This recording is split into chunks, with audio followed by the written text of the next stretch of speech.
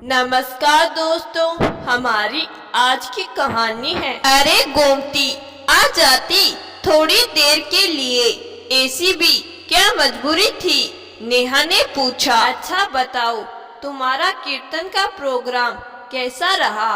बाकी सब तो बेशक आए थे ना? गोमती ने पूछा। हाँ, सब आए थे, हमने बहुत एंजॉय किया, पर तुम आती तो मजा दुगना हो जाता, नेहा ने कहा। तभी पीछे कमरे से गोमती की सांस की खांसने की आवाज आती है। गोमती झट से उठने लगी। मैं अभी आती हूँ, गोमती ने कहा। अरे केयरटेकर तो है ना, तो तू क्यों इतना परेशान हो रही है? नेहा ने कहा। गोमती ने कुछ जवाब नहीं दिया, बस मुस्कुराकर 2 मिनट में वापस आ जाऊंगी। पानी के साथ साथ दवा भी पिलाकर आ गई गोमती। 24 घंटे की केयरटेकर रखने का क्या फायदा जब तुझे ही सब कुछ करना है? नेहा ने पूछा। वह केयरटेकर मैंने अपनी शारीरिक परेशानियों के चलते लगाई है, ताकि माँ जी को किसी भी प्रकार की कोई समस्या ना आए, पर दिल से मैं उनके लिए बहुत कुछ करना चाहती हूँ। तुम तो जानती हो, मुझे कभी भी कमर दर्द की परेशानी हो जाती है, 2-3 दिन बिस्तर से ही नहीं उठ पाती। इसीलिए माँ जी की सहायता के लिए केयरटेकर रखना जरूरी हो गया था। मेरा मन नहीं मानता, ऐसी बीमार अवस्था में माँ जी को कोई छोड़कर एंजॉय करने का। उनके पास बैठी रहती हूँ तो तसल्ली रहती है, गोमती ने कहा। तुम कौन से जमाने की बहू हो, जरा बताना तो। आज के कलयुग में तो ऐसी बहुएं मिलना नामुमकिन है, नेहा ने कहा। मैं उसी जमाने से हूँ जिस जमाने से मेरी माँ और सासू माँ आती है, गोमती ने कहा। नेहा और गोमती 45 से 50 वर्ष के बीच की महिलाएं थी। गोमती के घर के पास नेहा का परिवार पिछले 4 सालों से पड़ोसी था। गोमती के परिवार में पति रमाकांत जी, सास आशा जी, एक बेटा और एक बेटी थी। दोनों बच्चे शहर से बाहर रहते थे। बेटा जॉब कर रहा था और बेटी पढ़ रही थी। नेहा के घर आज भजन कीर्तन था, जिसमें आने से गोमती ने इनकार कर दिया था, जिससे नेहा थोड़ी नाराज हो गई थी। कीर्तन खत्म होते ही नेहा शाम को 10 बजे गोमती के घर पहुंचती है। अच्छा गोमती, यह बताओ, तुम्हारे तो दोनों बच्चे शहर से बाहर है, तुम्हारी सास की देखभाल के लिए केयरटेकर भी है, तो तुम अपनी सरकारी नौकरी क्यों छोड़ दी? वह भी अपनी सास की वजह से, नेहा ने पूछा। सच कहूँ नेहा, मुझे अपनी नौकरी छोड़ने का कोई अफसोस नहीं है। जिस माँ के कारण मैं अपनी बचपन की ख्वाहिशें पूरी कर पाई, मैंने पूरे 20 साल अपने सपनों को जिया, और उसी सासू माँ के लिए मैंने नौकरी छोड़ देने का फैसला लिया। इस बात का मुझे जरा भी अफसोस नहीं है, गोमती ने कहा। ऐसा क्या किया तुम्हारी सास ने तुम्हारे लिए? नेहा ने पूछा। जो मेरे माता पिता ने मेरे लिए नहीं किया, वो किया है मेरी सास ने। गोमती ने सारा अतीत नेहा के सामने रख देती है। माँ, मेरा 12वीं का रिजल्ट आ गया, मैंने पूरे जिले में टॉप किया है। अब मैं आगे शहर जाकर पढ़ पाऊंगी, फिर मैं बड़े स्कूल में बच्चों को पढ़ाऊंगी। आँखों में चश्मा, कंधे में परस लटकाए, साड़ी पहनकर, बालों का झुंडा बनाकर जाया करूंगी स्कूल, बच्चों को पढ़ाने। एक एक बच्चे पर ध्यान दूंगी, बच्चों को जब तक समझ नहीं आएगा तब तक पढ़ाऊंगी। गोमती जी ने उत्साहित होते हुए कहा, बहुत पढ़ ली तू, अब हमारे पास ना है तुझे शहर भेजने के लिए पैसे। तेरे पीछे 2 बहनें और भी तो हैं, उनका भी तो देखना है। माँ ने कहा, आपने जो मेरी शादी के लिए गहने बनवाए हैं और पापा ने जो थोड़े पैसे जोड़े हैं मेरी शादी के लिए, उन पैसों से आप मुझे शहर पढ़ने भेज दो। वैसे भी मुझे सरकार के द्वारा स्कॉलरशिप भी मिलेगी। मैं छोटे बच्चों को ट्यूशन पढ़ाकर भी कुछ पैसे जमा कर लूंगी। गोमती जी ने कहा, तेरी माँ सही कह रही है बिटिया, तेरे लिए शहर से अच्छे घर का रिश्ता आया है। लड़का उम्र में 10-13 साल बड़ा है। लड़का बड़ा हुआ तो क्या, पर पैसे वाला खानदान का इकलौता लड़का है।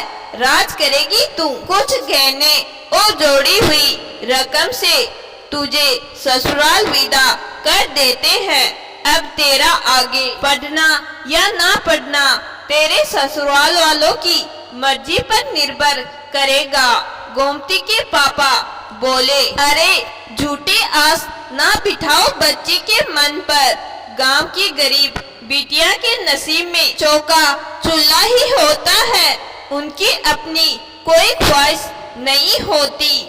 माँ ने कहा, शादी के लिए मना करने के बावजूद भी माता पिता ने जबरदस्ती उसकी शादी कर दी। अपनी सारी ख्वाहिशों की बलि देते हुए गोमती ससुराल आ गई। अरे गोमती बहू, बहुत अच्छे से तैयार होना, आज तुम्हारी मुंह दिखाई की रस्म है। सारे रिश्तेदार और आस पड़ोस की महिलाएं आएगी तुम्हें देखने। आशा जी ने कहा। गोमती सुंदर तैयार होकर मेहमानों के सामने आती है। सब गोमती का चेहरा देखकर यथाशक्ति उपहार देने लगे। अरे सासू माँ, आशा तुम्हारा उपहार कहाँ है? हम सबको तो तुम्हारे उपहार का इंतजार है। खानदानी हार देने वाली हो बहू को या जड़ाऊ कंगन? पड़ोस की एक महिला गोमती की सास आशा जी से बोली। हाँ हाँ, हम भी देंगे बहू को मुंह दिखाई में उपहार, लेकिन हमारा उपहार तुम सबकी सोच से कुछ अलग ही होगा, आशा जी ने कहा। आशा जी ने गोमती के चेहरे से घूंघट उठाया और उसे उपहार में कुछ पुस्तकें दी, जिसे देख गोमती बहुत खुश होती है। बहू, हम तुम्हें आगे पढ़ाई करने का उपहार देते हैं। तुम जितना जी चाहे उतना पढ़ो, अपने मन चाहे कॉलेज में दाखिला करवाओ। ससुराल में रहते हुए भी अपने सारे सपने पूरे करो। हम तो 5वीं पास ही रह गए, हमें ससुराल में किसी ने सहयोग नहीं किया। हम तुम्हें दूसरी आशा नहीं बनने देंगे। खाना बनाओ, घर संभालो, अच्छी बात है, लेकिन बहू तुम सिर्फ खाना ही बनाती ना रह जाना। इसके अलावा अपने बौद्धिक विकास पर भी ध्यान देना, आशा जी गोमती से हमेशा कहती। आशा जी के सहयोग से ही गोमती ने अपना ग्रेजुएशन पूरा किया। परीक्षा के समय आशा जी गोमती को किसी काम को हाथ तक नहीं लगाने देती, उसे पढ़ने का पर्याप्त समय देती। दूध खाना सब उसके कमरे में समय से पहुंचा देती। 2 बच्चे होने के बाद भी गोमती ने सास आशा जी की मदद से बीएड किया और एक सरकारी स्कूल में टीचर की पोस्ट से प्रिंसिपल की पोस्ट तक पहुंच गई। गोमती जी ने 20 साल तक नौकरी की, इसीलिए गोमती जी के मन में अपनी सास के लिए बेहद प्यार और सम्मान की भावना थी। जब आशा जी की तबीयत ज्यादा खराब रहने लगी तो गोमती अपनी सरकारी नौकरी से इस्तीफा दे दिया और सास आशा जी की खूब सेवा करने लगी। अब तू ही बता, इतनी अच्छी सास को मैं उसकी तकलीफ के समय अकेला कैसे छोड़ देती।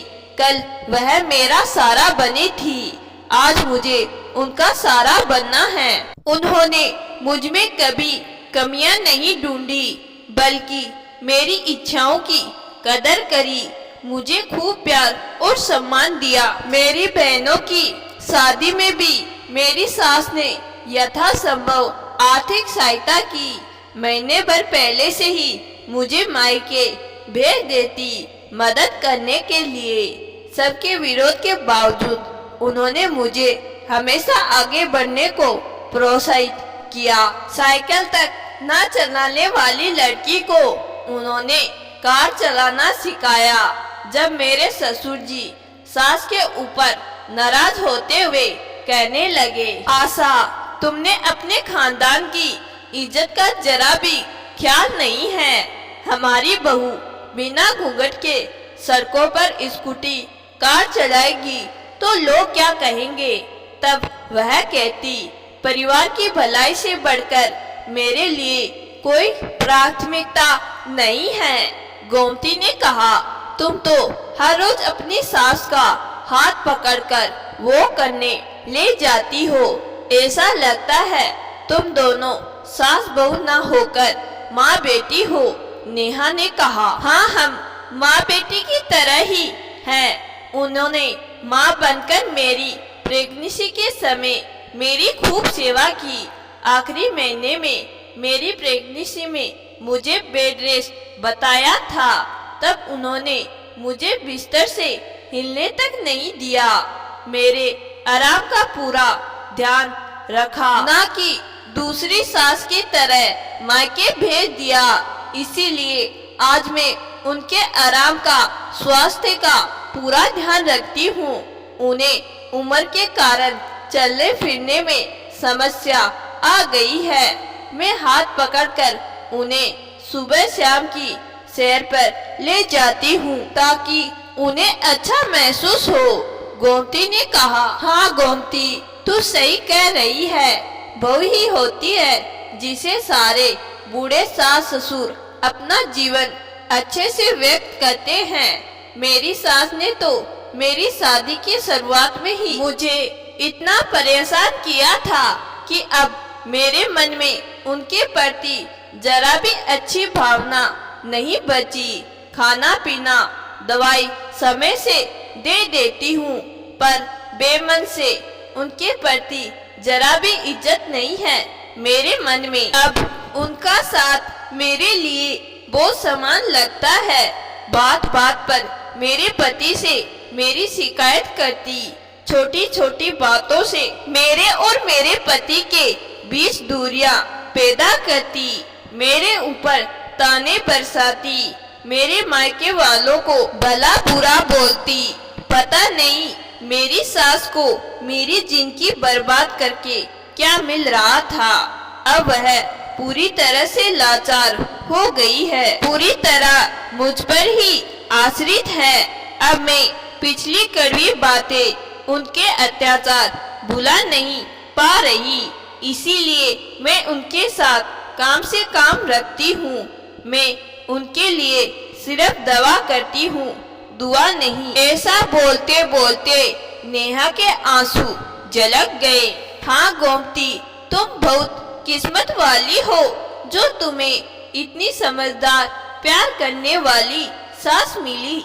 सच कहते हैं लोग, बुढ़ापे का सारा बेटा या बेटी नहीं, बहू होती है।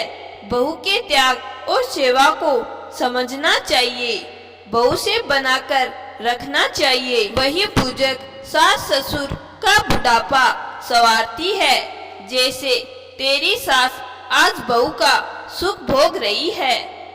मेरा राजा बेटा मेरी रानी बेटी की रट छोड़ मेरी अच्छी बहू रानी की रट लगानी चाहिए। नेहा ने हंसते हुए कहा, दोस्तों, बहू ही होती है जिसके सारे बूढ़े सास ससुर अपना जीवन अच्छे से गुजारते हैं। अपनी बहू को अपनी बेटी ही समझिए, उसके साथ अच्छा बर्ताव करेंगे तभी तो वो आपके साथ अच्छा बर्ताव करेगी, पराया महसूस नहीं कराएगी। तो दोस्तों, आज की कहानी आपको जरूर पसंद आई होगी। कहानी पसंद आई है तो कहानी को लाइक और चैनल को सब्सक्राइब जरूर करिएगा। धन्यवाद।